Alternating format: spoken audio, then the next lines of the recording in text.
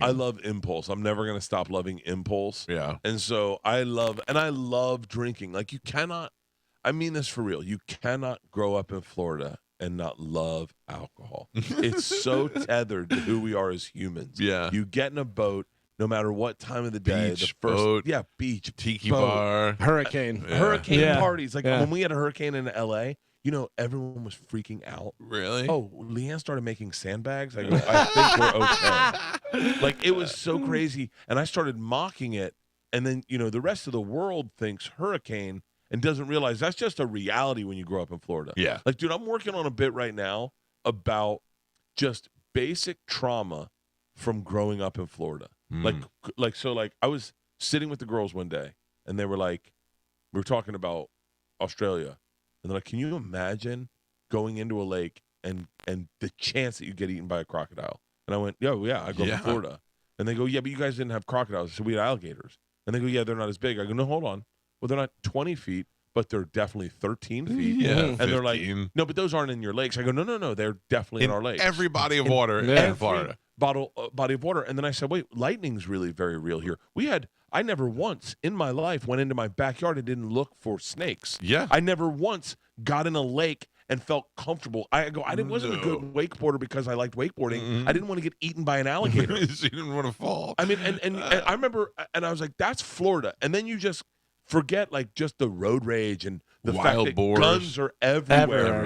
Yeah. The amount of times I had a gun pulled on me just from a dude in a CRX. Yeah. I twice in a CRX. And so I was like, and I started talking about it. I mean, we used to play a game called Manhunt in our neighborhood where the big kids would show up with BB guns, and they'd hunt us with BB guns. And you'd be like, don't shoot me in the eyes. And they'd be like, sure. That was like dude, I'm trying to figure it out as a bit because, I have a bit that I've been telling. I've finally worked it out about this kid getting struck by lightning at a Publix on the corner of Bears in Florida. I remember that. But like, there's just regular trauma going to Florida. And so if you're going to tell me that you're going to go up to Florida and not enjoy cold beers at the end of a day where you survived, right. Every day was a different challenge. Yeah. Every day, half of our state wants to be a professional wrestler. I mean, like, so you have that walking around. I love it. I love the fact. I love that this is where I'm from. I love last night when I'm at the game and I'm on the field and people are like, "So, how long you been a Bucks fan?" And I said, "Since I was 6." Yeah. And they're like, "Well, wait. Where are you from?" I go, "Tampa." And they go, "Where?" I go, "Lutz." As soon as you say Lutz, they're like, "Oh, you're from Tampa." You're from really Tampa. Yeah. Yeah. That's so funny. When I first saw you perform and was looking in to find you, I had no idea you were from here either. And then I was like, they were like, he's from Lutz. He went to Jesuit. I was like, get out of here. Yeah. Do you know, I remember so many jokes from that first night of seeing you. That's the first time I heard you talk about touching a black man's hair. Yeah. My favorite joke that you had the whole night was when. By the way, if you're listening, you should try it. They love it. They love it. Just if you're in a McDonald's, right? Go pull into a McDonald's. Let's not make sap the first one you try. Then the girl. He does have beautiful hair. He does have beautiful hair, but I wouldn't touch it. The girl who invites you to her house for a party, and then she's bitchy to you, and you're like, Rod Stewart's daughter. Yeah. You're like, because you're every toothbrush, and I brought my nuts. Dude, I remember all those jokes from the first night, man. That was some funny stuff. How about Jay Moore marrying pretty well? Yeah. He just hit me up. Did he? For the first time? No, it's been a while. I've gotten a couple, throughout the years. But it was usually a go-between of someone, and then he hit me up, and I just was like, I was really bothered by the fact that it was something that was, and this is the other thing, and I've had a lot of people try to make amends. Mm-hmm. So when you party like I do, you get a lot of people go through the 12 steps, right? And a lot of people try to make amends, try to come back, and I remember the first time it happened to me, and Leanne pointed it out. She's like, "Yo, he's like saying sorry for this is like step 7 or whatever." And I was like, "Oh," and she's like, "You need to hear this apology. Like, actually, this is an important thing for him." So I sat with that dude. He apologized, and what he did wasn't really that big of a deal. Right. It was annoying that night, but it wasn't a reason for me not to like him. So I forgave him, and he cried, and he goes, "Thank you. I'm doing this around," and the guy's doing fantastic now. Wow. And so, and then I've gotten. I'm dying to know who it is. Well, you don't know him. Oh, okay. But I've gotten gotten apologies from people that you do know Yeah. that are faking the steps, and they're Really? just and I've not accepted them. I've not accepted a lot of apologies because I go I don't want you in my life, and I don't need you in my life, and I can forgive you, but I don't think you mean it. One guy sent me an email, and it was like, and I showed it to Segura, and he's like, oh, he's doing his steps, and this is one of his steps, and he's like, and this isn't how it's done, and he's like, don't forgive him. Wow. And unacceptable. Just write it back. Unacceptable. However, with Jay, I knew that. I think Jay's a pretty open book. I'm pretty certain, but I knew he had gone through like a legit recovery. Yeah. And he got married, and he reached out, and that was he doesn't have my number. He reached out, I think, via DM. And I just wanted him to know that it didn't. I have nothing but fond memories of my time with him, and I didn't want him to ever be kept up at night thinking I thought bad of our times. That's good. Of course, everything you learn, everything you go through is a learning experience, and you grow from it. And that's all I looked at. It was just like I learned a lot from him, and I learned what to do and what not to do. And when I look back, I think fondly of those times. That's good. Can I tell you how I felt last time he was here? Sure. He talked about you and Tom, and he genuinely seemed happy for your success. I think he really is. Yeah. I think Jay is in a really great space. Dude, I don't know what Jeannie Buss drinks in the morning, but it's good stuff. Because that he seems happy. He seems very. I saw some pictures. Last time he was here, he said he was so beaten down and was on so many drugs to survive, like prescription drugs, that he couldn't get it up anymore. He couldn't have sex anymore. He was like, that's who I am. That's who I am now.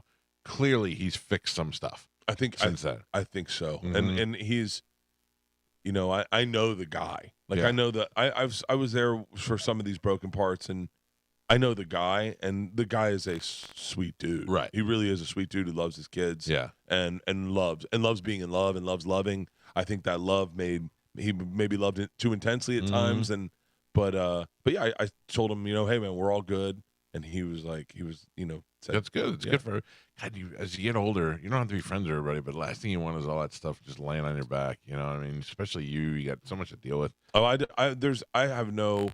actually sleep pretty clean at night. Yeah, that's good. Because I got anyone that hates me, it's them. It's jealousy. It's like, what's the reason to hate you? I've known you a long time. I can walk you through it.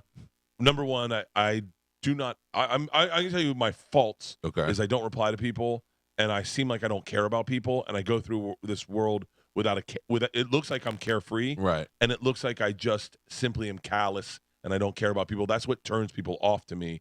Is like there are needy dudes that are like. That's the thing. Those are needy people. Yeah, but I understand that because that's shown up, and so that manifests itself into weird jealousy. Now, here's the crazy thing.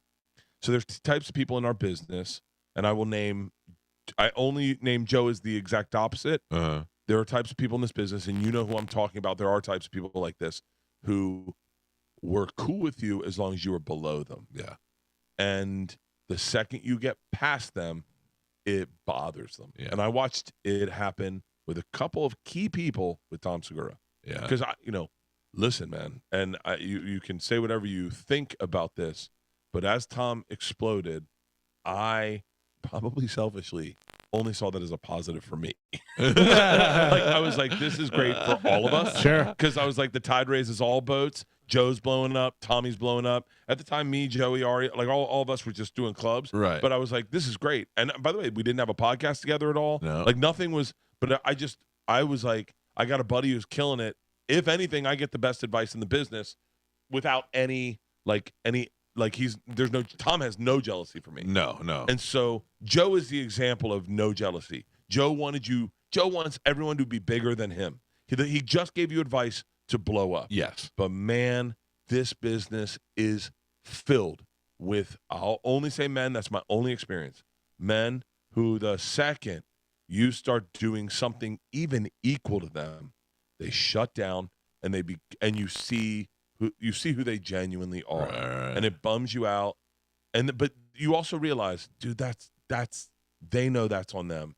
That's on them. I think they know. Like, look at Matt Rife. Matt Rife, dude, I could not be happier for a kid in my entire life. I find it comical that my daughter's best friends come over to the house and they're like, do you know Matt Rife? and then I go, what comics do you know? Do you know what they say? Matt Rife, Shane Gillis, and you. Yeah. That's it. I go, wow, you guys are real comedy fans. You know all the top of them? But like Shane Gillis is his Netflix. Everyone go to Netflix right now and watch Shane Gillis. We've been plugging it for weeks. It's so one of the great. funniest goddamn things. I'm texting with him last night. Just him going, you're gay. Yeah. Dude, his special is brilliant. Yeah. Now, there are guys that, and you'll see it, that'll start hating on Shane. Oh, for sure. I know what they're going to say. I've already seen it. Yeah. And that's jealousy. And by the way, they were big fans of Shane when he was canceled and he was this underdog because that gave them a little cachet. There are dudes who ride the internet. They behave the way the internet says this is what's cool. Yeah. They just ride that. And man, I wonder, you always plug me everywhere. Like I couldn't ask for a better friend to do that. I mean, on Rogan back in the day, on every podcast, I mean, you and Kevin Smith talk, it makes me feel so good. But your fans, some of them hate me so much just because you're nice to me. Bobby's fans automatically, because you guys like me, they automatically hate me, and I think it's hilarious. No, I don't know. The internet is a weird place, and I had to come to terms with it because, like, I would get upset that people didn't like me. Yeah. But then there's people I don't like at all. Well, there's an actor I actually hate, and I like everything he's in, but I just hate Mark him. Ruffalo? No. I was just guessing. I like Mark Ruffalo. Yeah. How cool is it for you to be on with Dana Carvey and David Spade and those guys? They're just blown away with you doing arenas and stuff, and happy for you. And, they were the biggest they possibly could be, but they weren't doing arenas at the time. No, but that's almost like your dad going, hold on.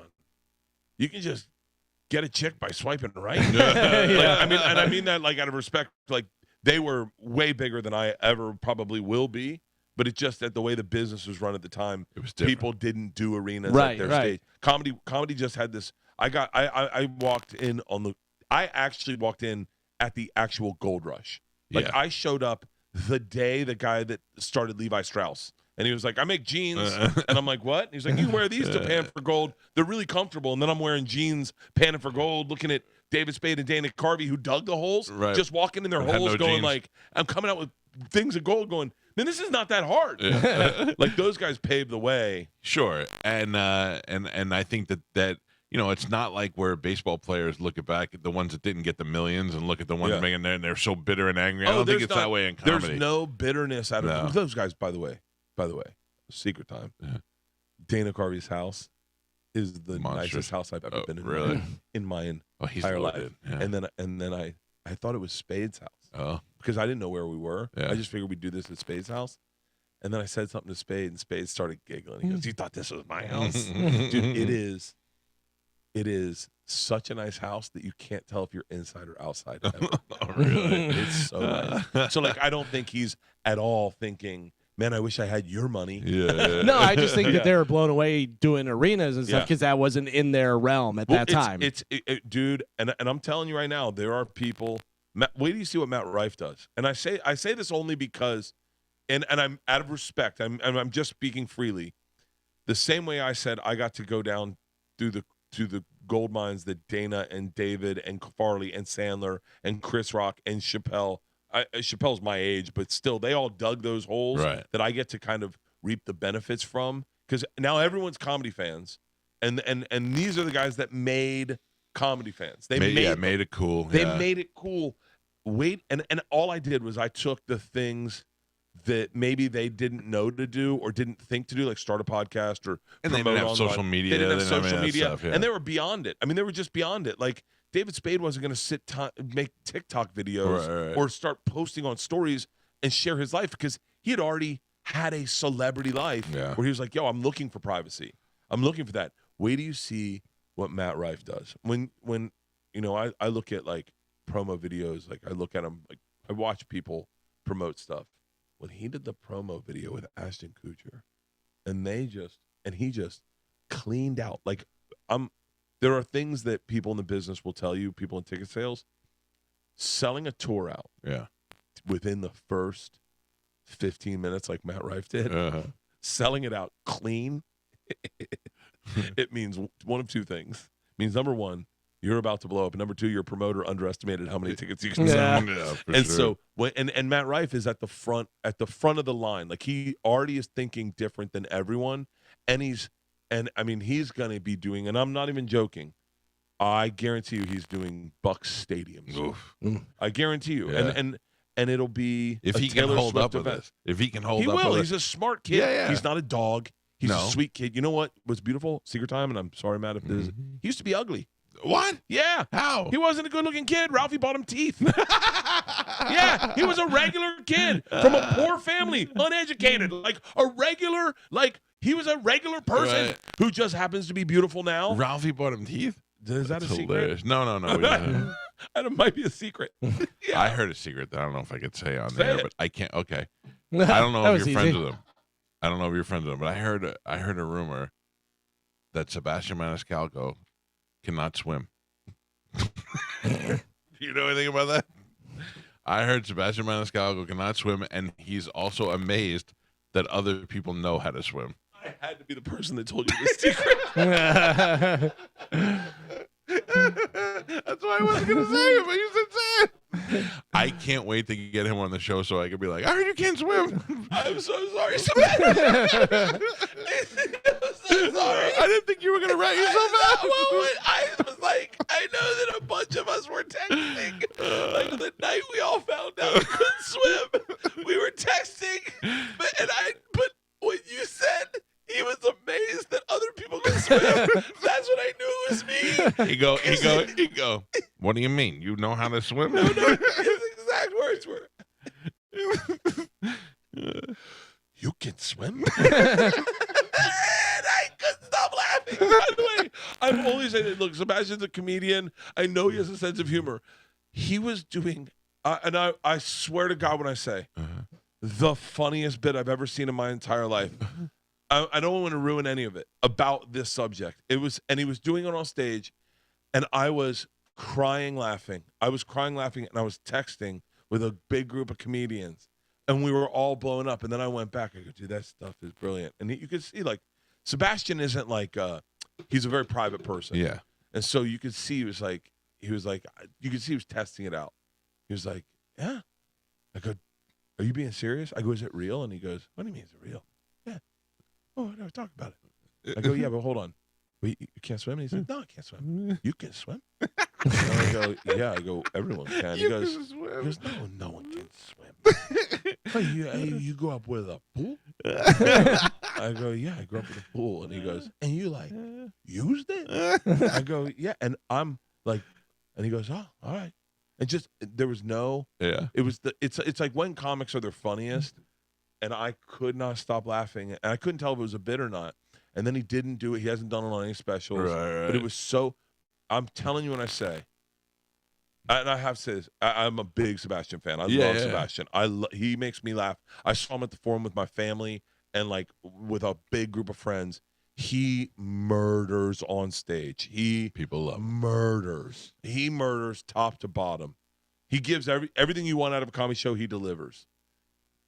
This bit was next level. Where I will say, where I see Sebastian going. Yeah. It was so honest, and it was so vulnerable, and it was so funny because he's such a tough guy. Yeah. But it was like, oh, it was brilliant. It was like, I remember watching Dice one time, casually tell Chris Rock, Roseanne Barr, Louis Anderson, and I think maybe Jay Moore. He was casually telling them about taking his kids to the park one day, and he had us crying, laughing. And then he went on stage, and he didn't do it on stage. He just went and did other stuff. And I went up. I said, why didn't you tell that story? And he goes, I'm not going to talk about the bikes. It was so funny. I want to have Dice on. He plays side splitters a lot. He's the best. But he's at that age now where he's like, I don't like to get up early in the morning. And so I go, Dice, I'll come to the club, tape it there in the afternoon if you want. I want to talk to him about The Day the Laughter Died, and that album, I don't think gets enough attention. Hold on, now that and I only say this because I've spoken so well about Jay. The funniest thing there is on the internet, I mean, in the world, is Dice versus Jay. Have you ever listened to that? Yeah. And have you ever listened to the best part is Dice loses his mind on Jay, calling him a rat bastard and this and that for like 15 minutes, and then Anthony goes, Dice, he was doing it as a compliment. And Dice goes, what? And he goes, yeah, it was a compliment. He goes, oh, I'm sorry. When he pivots, I was crying. I've listened to that since. It is the funniest. It is Dice is. It is really funny. Dice is just brilliant. Dice the actor, Dice the actor that plays himself is great. Like, you can't get a guy like to make fun of himself. He was so good on Entourage. He was great in the Woody Allen movie. Like, he's good being he's just Dice. amazing.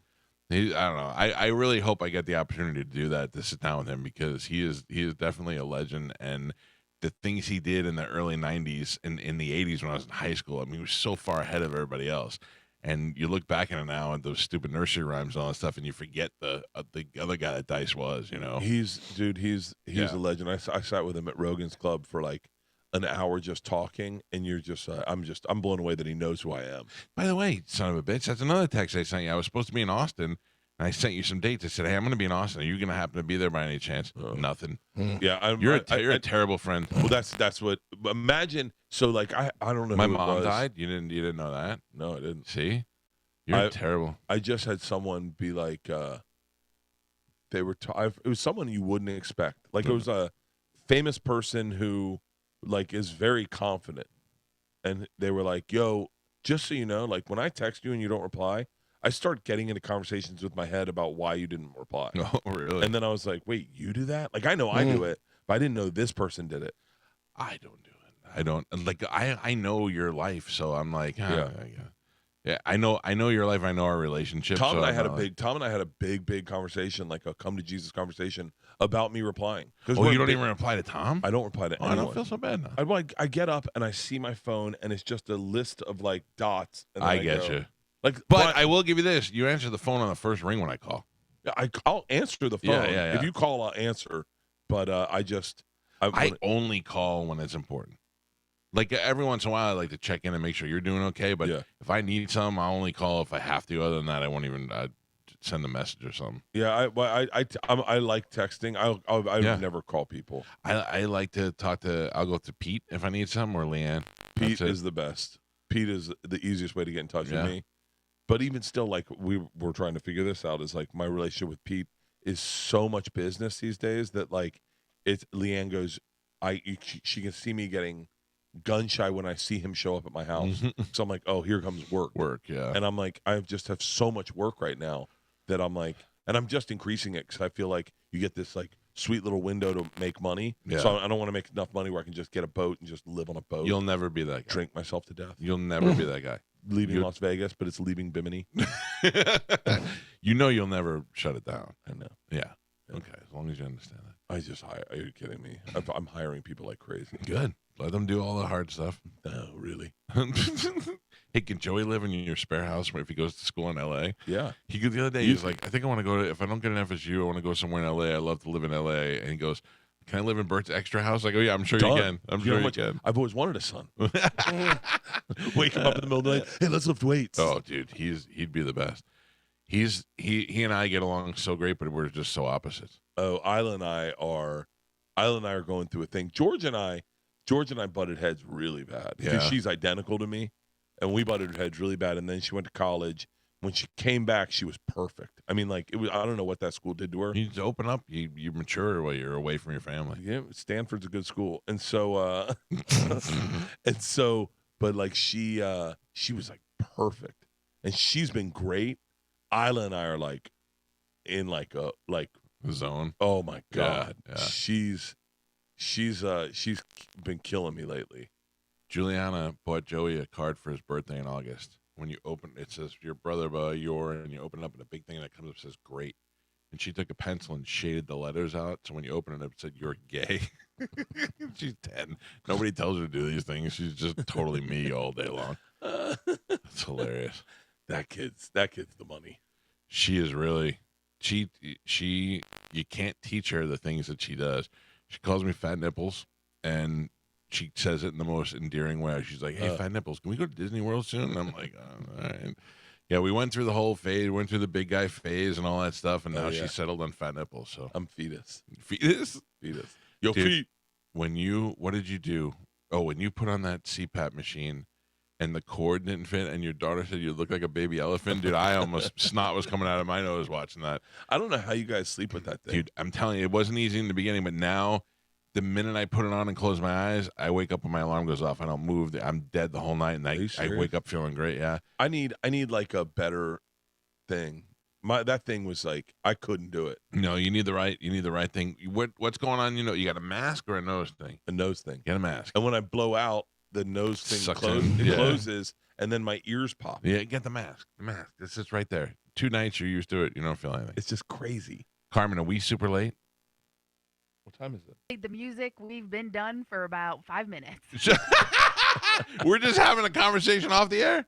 No, you guys are still on air. Like I said, you guys have been talking over the music. The music has been done playing for about 3 minutes. Oh. I was just waiting for you to end the show. But Sorry, I didn't know. All right, let's end the show. Hey, Bert, great seeing you. I got to be honest with you. I love coming on here with nothing to promote. Yeah, it's calm, right? You don't have to worry about drinking. And... I mean, you already have the #1 movie on Netflix, The Machine. What number is it? #1. Don't even have to promote it.